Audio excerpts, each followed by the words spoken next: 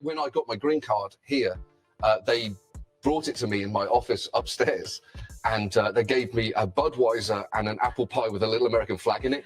And I think they would give it as if, like, here's a joke, right? Yeah. Oh, you got it, and you were always going to get it. Here it is. And I nearly cried. And so for a British person, nearly crying is crying. Yeah. That's as close as I can come. But I was so relieved because I was worried about it so much. Yeah. And so I think you tend to find, like when we were talking before, exactly when you find out someone just got their green card, you can kind of almost feel the relief coming off it because it's such a concern. It's not easy. It's not easy. In fact, even don't even talk about the green card. Even the visa before the green card. It's incredibly It's called the extraordinary ability visa. Yes.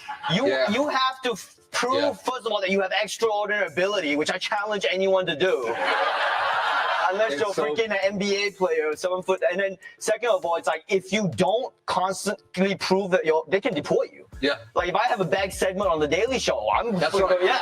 You did not demonstrate extraordinary ability. That was at median level ability. Yeah. Oh my god.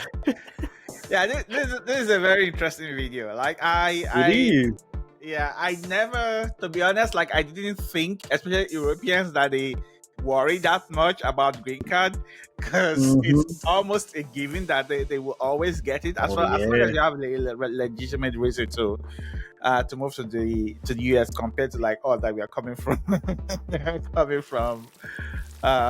from Africa. But I can definitely relate with the fact that it's very, like there's always a lot of tension before you get there. So well, I did experience that when I was moving to the US, but definitely when I was moving to Europe, like because that was the first time I was moving out of the country.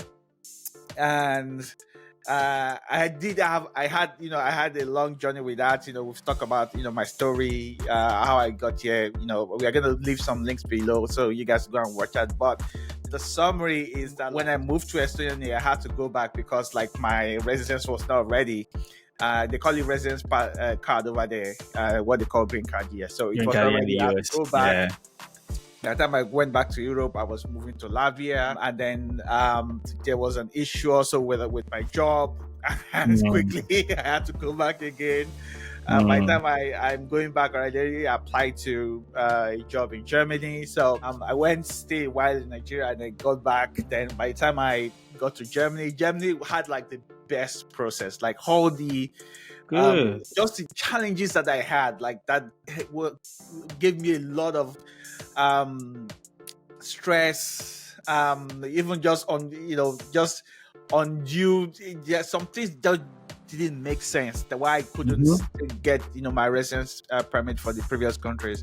So Germany, by the time I got my residence permit in Germany, like it was I felt very, very relieved. So, and I could, like, you could plan on it on the long term when I moved to Germany. So I definitely can relate.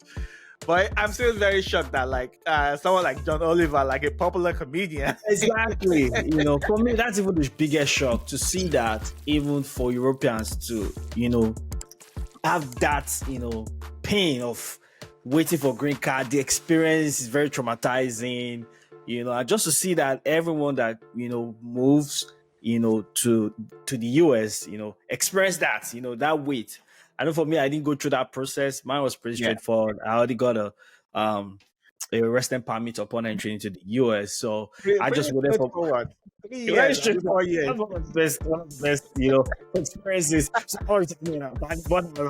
Okay, welcome to America. Like, I don't know what it is. I'm not being ungrateful, but I'm just like trying to connect with some of the challenges that, people go through just to, go get their green card. So just having someone like Oliver, who's so popular, to be sharing the feeling, the peace of mind, it gives to know that, okay, no, I'm settled. Because when people move like that, you move your life, you move everything around about you. Exactly. You're investing most likely in where you are. You're investing in your community. You're investing in your life. You're investing in, the future. And that uncertainty of all of this can be taken away in just a second is not a feeling you want to have. And so, Exactly. whenever you get through this process and your green card comes to the mail, it's like, oh, thank God. It's that relief. So it's priceless. I'll tell you that for real. It is priceless.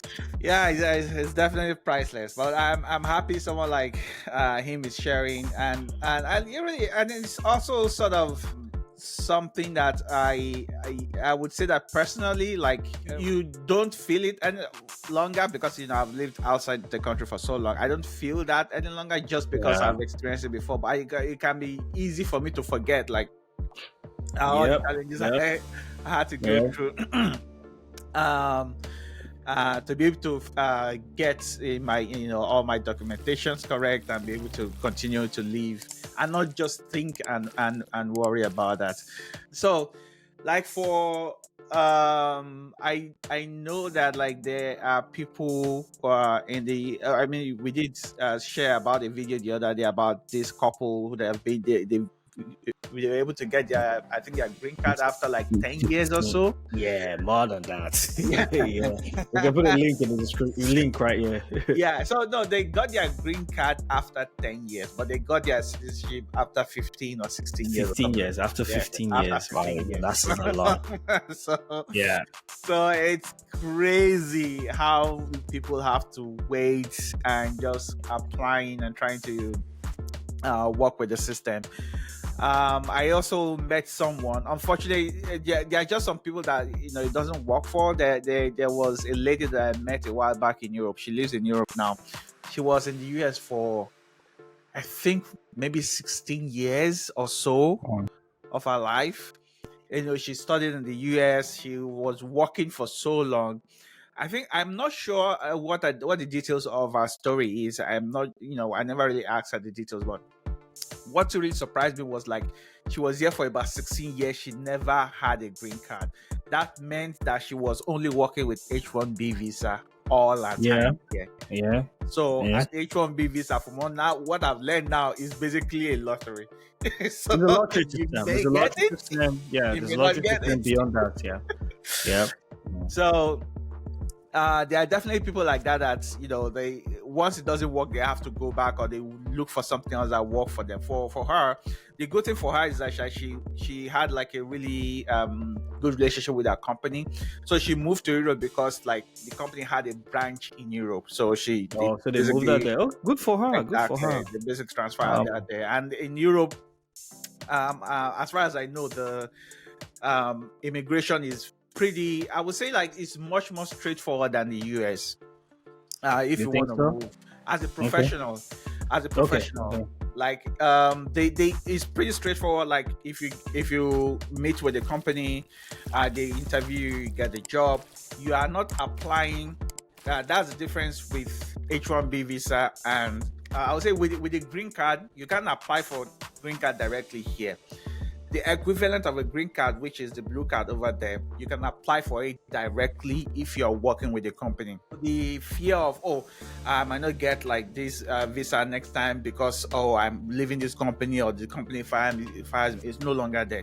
You are getting your direct blue card, and then you have a path to citizenship from that. So, so if I hear you well, Riley, what you're saying in parts of Europe is, as long as you have a professional job or a high-paying job, you can self-sponsor yourself for resident permits. Exactly. Right. So that's okay. That's different. That's exactly. Different. So there's some other pathways anyway in the US, even for professionals. But I think some includes length of time.